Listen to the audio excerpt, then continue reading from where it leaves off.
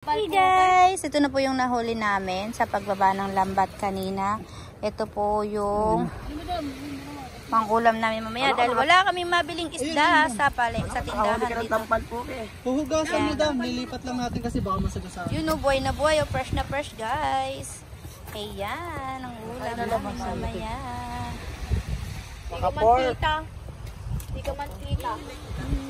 Meron tatlo lang nga daw. Ayan. Saan na? Wow! Ayan ang aming ulam. Yeah. Nakakaipon tayo mo. Dapat nga kasi gitna pa doon. Ayun. Malalim kanina. Ayan na, yung huli namin, Jaran! Wow! Buhay na buhay, fresh na fresh. Ang aming pang-ulam mamaya. Paksiw. Shoo, sarap yan, paksiw.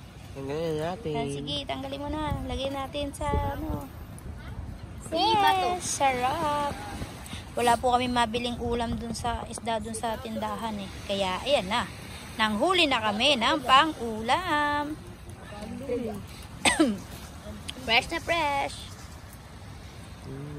Wow, fresh na fresh. Sharan.